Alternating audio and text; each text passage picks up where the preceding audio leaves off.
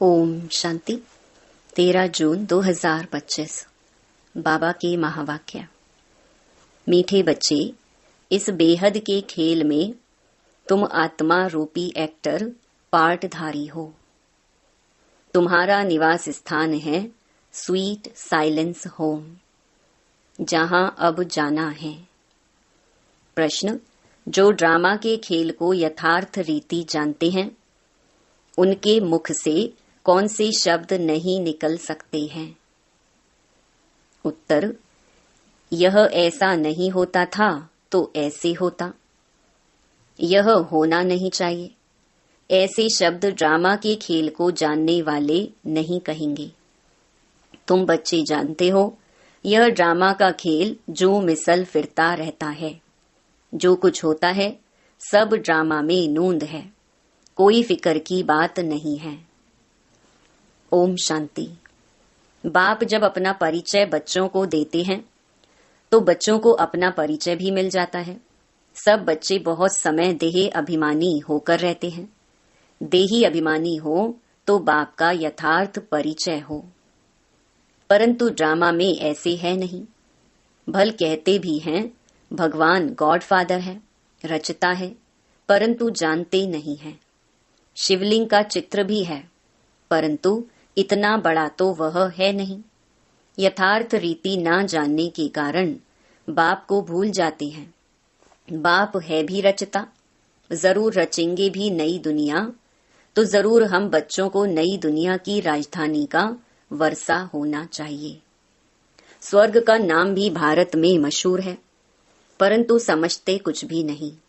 कहते हैं फलाना मरा स्वर्ग पधारा। अब ऐसे कभी होता है क्या? अभी तुम समझते हो हम सब तुच्छ बुद्धि थे। नंबरवार तो कहेंगे ना। मुख्य के लिए ही समझानी है कि मैं इनमें आता हूँ बहुत जन्मों वाले अंतिम शरीर में। यह है नंबर 1। बच्चे समझते हैं अभी हम उनके बच्चे ब्राह्मण बन गए। ये सब हैं समझ की बातें। बाप इतने समय से समझाते ही रहते हैं, नहीं तो सेकंड की बात है बाप को पहचानना। बाप कहते हैं मुझे याद करेंगे तो तुम्हारे विकर्म विनाश होंगे। निश्चय हो गया, फिर कोई भी बात में प्रश्न आदि उठ नहीं सकता। बाप ने समझाया है तुम पावन थे जब शांति धाम में थे। यह बातें भी तुम ही बाप द्वारा सुनते हो, दूसरा कोई सुना ना सके। तुम जानते हो हम आत्माएं कहाँ की रहवासी हैं। जैसे नाटक के एक्टर्स कहेंगे हम यहाँ के रहवासी हैं, कपड़ा बदलकर स्टेज पर आ जाएंगे। अभी तुम समझते हो हम यहाँ के रहवासी नहीं हैं। यह एक नाटकशाला है। यह अभी बुद्धि में आया है कि हम मूल वतन के निवासी हैं, जिसको स्वीट साइलेंस होम कहा जाता है। इसके लिए ही सब चाहते हैं, क्योंकि आत्मा दुखी है ना। तो कहते हैं हम कैसे वापस घर जाएं। घर का पता ना होने के कारण भटकते हैं। अभी तुम भटकने से छूटे। बच्चों को मालूम पड़ गया है अभी तुमको सचमुच घर जाना है। अहम आत्मा कितनी छोटी बिंदी है। यह भी वंडर है जिसको कुदरत कहा जाता है। इतनी छोटी बिंदी में इतना पार्ट भरा हुआ है। परमपिता परमात्मा कैसे पार्ट बजाते हैं यह भी तुम जान गए हो। सबसे मुख्य पार्टधारी वह है करन करावन हार है ना। तुम मीठे मीठे बच्चों को यह अभी समझ में आया है कि हम आत्माएं शांति धाम से आती हैं। आत्माएं कोई नई थोड़े ही निकलती हैं जो शरीर में प्रवेश करती हैं। नहीं, आत्माएं सभी स्वीट होम में रहती हैं, वहां से आती हैं पार्ट बजाने। सभी को पार्ट बजाना है, यह खेल है। यह सूर्य चांद स्टार्स आदि क्या है? ये सब बत्तियां हैं जिसमें रात और दिन का खेल चलता है। कई कहते हैं सूर्य देवताई नमः, चंद्रमा देवताई नमः, परंतु वास्तव में यह कोई देवताएं हैं नहीं। इस खेल का किसको मालूम नहीं है। सूर्य चांद को भी देवता कह देते हैं। वास्तव में यह इस सारे विश्व नाटक के लिए बत्तियां हैं। हम रहवासी हैं स्वीट साइलेंस होम के। यहाँ हम पार्ट बजा रहे हैं। यह जो मिसल चक्कर फिरता रहता है, जो कुछ होता है ड्रामा में नोंद है।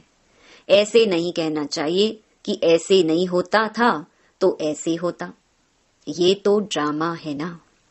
मिसाल जैसे तुम्हारी माँ थी, ख्याल में तो नहीं था ना कि चली जाएगी। अच्छा शरीर छोड़ दिया, ड्रामा।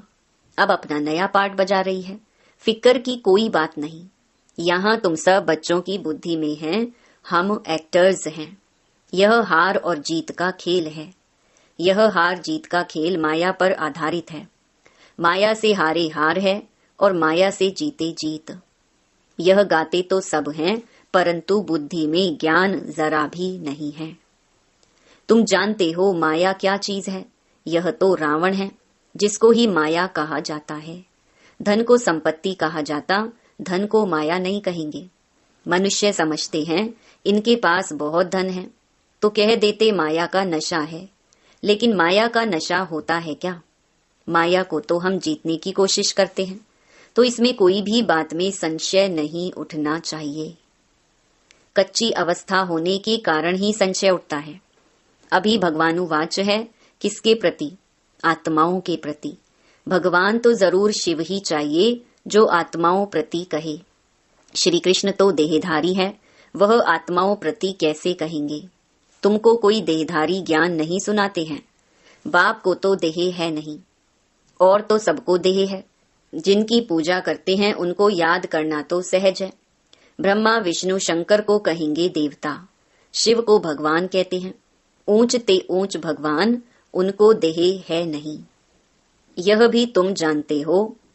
जब मूल वतन में आत्माएं थीं, तो तुमको देह थी नहीं, तुम आत्माएं थी।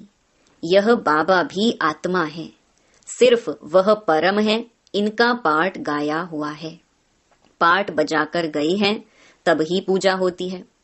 परंतु एक भी मनुष्य नहीं जिसको यह मालूम हो 5000 वर्ष पहले भी परमपिता परमात्मा रचता आया था। वह है ही हेवनली गॉड फादर। हर 5000 वर्ष बाद कल्प के संगम पर वह आते हैं, परंतु कल्प की आयु लंबी चौड़ी कर देने से सब भूल गए हैं। तुम बच्चों को बाप बैठ समझाते हैं, तुम खुद कहते हो बाबा हम आपसे कल्प कल्प मिलते हैं और आपसे वर्षा लेते हैं, फिर कैसे गवाते हैं? यह बुद्धि में है। ज्ञान तो अनेक प्रकार के हैं, परंतु ज्ञान का सागर भगवान को ही कहा जाता है। अब यह भी सब समझते हैं विनाश होगा जरूर। आगे भी विनाश हुआ था, कैसे हुआ था यह किसको भी पता नहीं है। शास्त्रों में तो विनाश के बारे में क्या क्या लिख दिया है। पांडव और कौरवों की युद्ध कैसे हो सकती? अभी तुम ब्राह्मण हो संगम युग पर, ब्राह्मणों की तो कोई लड़ाई है नहीं। बाप कहते हैं तुम हमारे बच्चे हो, नॉन वायलेंस, डबल अहिंसक। अभी तुम निर्विकारी बन रहे हो, तुम ही बाप से कल्प कल्प वर्षा लेते हो, इसमें कुछ भी तकलीफ की बात नहीं। नॉलेज बड़ी सहज है। 84 जन्मों का चक्कर तुम्हारी बुद्धि में है। अभी नाटक पूरा होता है, बाकी थोड़ा टाइम है। तुम जानते हो अभी ऐसा समय आने वाला है जो साहूकारों को भी अनाज नहीं मिलेगा, पानी नहीं मिलेगा। इसको कहा जाता है दुख के पहाड़, खूने नाहिक खेल है ना। इतने सब खत्म हो जाएंगे। कोई भूल करते हैं तो उनको दंड मिलता है। इन्होंने क्या भूल की है? सिर्फ एक ही भूल की है, जो बाप को भूले हैं। तुम तो बाप से राजाई ले रहे हो, बाकी मनुष्य तो समझते हैं मरे कि मरे। महाभारत लड़ाई थोड़ी भी शुरू हुई तो मर जाएंगे। तुम तो जीते हो ना, तुम ट्रांसफर होकर अमर लोक में जाते हो इस पढ़ाई की ताकत से। पढ़ाई को सोर्स ऑफ इनकम कहा जाता है। शास्त्रों की भी पढ़ाई है, उससे भी इनकम होती है, परंतु वह पढ़ाई है भक्ति की। अब बाप कहते हैं मैं तुमको इन लक्ष्मी नारायण जैसा बनाता हूँ, तुम अभी स्वच्छ बुद्धि बनते हो। तुम जानते हो हम ऊंच ते ऊंच बनते हैं, फिर पुनर्जन्म लेते लेते नीचे उतरते हैं। नए से पुराना होता है, सीढ़ी जरूर उतरनी पड़े ना। अभी सृष्टि की भी उतरती कला है, चढ़ती कला थी तो इन देवताओं का राज्य था, स्वर्ग था। अभी नर्क है। अभी तुम फिर से पुरुषार्थ कर रहे हो स्वर्गवासी बनने के लिए। बाबा बाबा करते रहते हो, ओ गॉड फादर कह पुकारते हैं, परंतु यह थोड़े ही समझते कि वह आत्माओं का बाप ऊंच ते ऊंच है। हम उनके बच्चे फिर दुखी क्यों? अभी तुम समझते हो दुखी भी होना ही है। यह सुख दुख का खेल है ना। जीत में सुख है, हार में दुख है। बाप ने राज्य दिया, रावण ने छीन लिया। अभी तुम बच्चों की बुद्धि में है, बाप से हमको स्वर्ग का वर्षा मिलता रहता है। बाप आया हुआ है, अभी सिर्फ बाप को याद करना है तो पाप कट जाएं। जन्म जन्मांतर का सिर पर बोझा है ना। यह भी तुम जानते हो, तुम कोई बहुत दुखी नहीं होते हो। कुछ सुख भी है आटे में नमक, जिसको काग विष्टा समान सुख कहा जाता है। तुम जानते हो सर्व का सदगति दाता एक ही बाप है। जगत का गुरु भी एक ठहरा। वानप्रस्थ में गुरु किया जाता है, अभी तो छोटे को भी गुरु करा देते हैं। अगर मर जाए तो सदगति को पाएंगे। बाप कहते हैं वास्तव में किसको भी गुरु नहीं कह सकते। गुरु वह जो सदगति दे। सदगति दाता तो एक ही है, बाकी क्राइस्ट बुद्ध आदि कोई भी गुरु नहीं। वे आते हैं तो सबको सदगति मिलती है क्या? क्राइस्ट आया, उनके पीछे सब आने लगे। जो भी उस धर्म के हैं फिर उनको गुरु कैसे कहेंगे, जबकि ले आने लिए निमित्त बने हैं। पतित पावन एक ही बाप को कहते हैं, वह सबको वापस ले जाने वाला है। स्थापना भी करते हैं। सिर्फ सबको ले जाएं तो प्रलय हो जाए, प्रलय तो होती नहीं। सर्व शास्त्रमयी शिरोमणि श्रीमद् भगवत गीता गाई हुई है। गायन है यदा यदा ही धर्मस्य ग्लानिर्भवति भारत। भारत में ही बाप आते हैं। स्वर्ग की बादशाही देने वाला बाप है, उनको भी सर्वव्यापी कह देते हैं। अभी तुम बच्चों को खुशी है कि नई दुनिया में सारे विश्व पर एक हमारा ही राज्य होगा। उस राज्य को कोई छीन नहीं सकता। यहाँ तो टुकड़े टुकड़े पर आपस में कितना लड़ते रहते हैं। तुमको तो मजा है, खगियां मारनी है। कल्प कल्प बाबा से हम वर्षा लेते हैं तो कितनी खुशी होनी चाहिए। बाप कहते हैं मुझे याद करो, फिर भी भूल जाते हैं। कहते हैं बाबा योग टूट जाता है। बाबा ने कहा है योग अक्षर निकाल दो, वह तो शास्त्रों का अक्षर है। बाप कहते हैं मुझे याद करो। योग भक्ति मार्ग का अक्षर है। बाप से बादशाही मिलती है स्वर्ग की। उनको तुम याद नहीं करेंगे तो विकर्म विनाश कैसे होंगे, राजाई कैसे मिलेगी। याद नहीं करेंगे तो पद भी कम हो पड़ेगा, सजा भी खाएंगे। ये भी अकल नहीं है। इतने बेसमझ बन पड़े हैं। मैं कल्प कल्प तुमको कहता हूँ माँ मेकम याद करो, जीते जी इस दुनिया से मर जाओ। बाप की याद से तुम्हारे विकर्म विनाश होंगे और तुम विजय माला का दाना बन जाएंगे। कितना सहज है। ऊंच ते ऊंच शिव बाबा और ब्रह्मा दोनों हाईएस्ट हैं। वो पारलौकिक और यह अलौकिक बिल्कुल साधारण टीचर है। वह टीचर्स फिर भी सजा देते हैं, यह तो पुचकार देते रहते हैं। कहते हैं मीठे बच्चे बाप को याद करो, सतो प्रधान बनना है। पतित पावन एक ही बाप है। गुरु भी वही ठहरा और कोई गुरु हो ना सके। कहते हैं बुद्ध पार निर्वाण गया, ये सब गपोड़ा है। एक भी वापिस जा ना सके। सबका ड्रामा में पार्ट है। कितनी विशाल बुद्धि और खुशी रहनी चाहिए। ऊपर से लेकर सारा ज्ञान बुद्धि में है। ब्राह्मण ही ज्ञान उठाते हैं, न शूद्रों में न देवताओं में यह ज्ञान है। अब समझने वाला समझे, जो ना समझे उनका मौत है। पद भी कम हो जाएगा। स्कूल में भी नहीं पढ़ते हैं तो पद कम हो जाता है। अल्फ बाबा बे बादशाही। हम फिर से अपनी राजधानी में जा रहे हैं। यह पुरानी दुनिया खत्म हो जाएगी। अच्छा, मीठे मीठे सिकिलधे बच्चों प्रति माता पिता बाप दादा का याद प्यार और गुड मॉर्निंग। रूहानी बाप की रूहानी बच्चों को नमस्ते। धारणा के लिए मुख्य सार। पहला, बाप हमें ऐसे नए विश्व की राजाई देते हैं जिसे कोई भी छीन नहीं सकता। इस खुशी में खगियां मारनी है। दूसरा, विजयमाला का दाना बनने के लिए जीते जी इस पुरानी दुनिया से मरना है।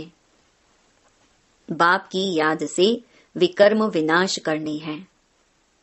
वरदान, अपनी पावरफुल स्टेज द्वारा सर्व की शुभ कामनाओं को पूर्ण करने वाले महादानी भव।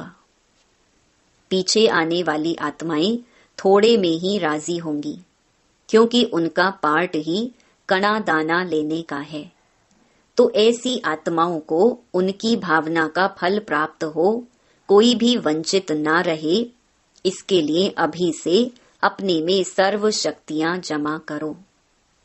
जब आप अपनी संपूर्ण पावरफुल महादानी स्टेज पर स्थित होंगे तो किसी भी आत्मा को अपने सहयोग से महादान देने के कर्तव्य के आधार से शुभ भावना का स्विच ऑन करते ही नजर से निहाल कर देंगी। स्लोगन, सदा ईश्वरीय मर्यादाओं पर चलते रहो तो मर्यादा पुरुषोत्तम बन जाएंगे। अव्यक्त इशारे, आत्मिक स्थिति में रहने का अभ्यास करो, अंतर्मुखी बनो। जब सेवा की स्टेज पर जाते हो तो यह अनुभव होना चाहिए कि यह आत्माएं बहुत समय के अंतर्मुखता की रूहानियत की गुफा से निकलकर सेवा के लिए आई हैं। तपस्वी रूप दिखाई दे, बेहद के वैराग्य की रेखाएं सूरत से दिखाई दे। जितना ही अति रुहाब उतना ही अति रहम। ऐसी सर्विस का अभी समय है। अच्छा, ओम शांति।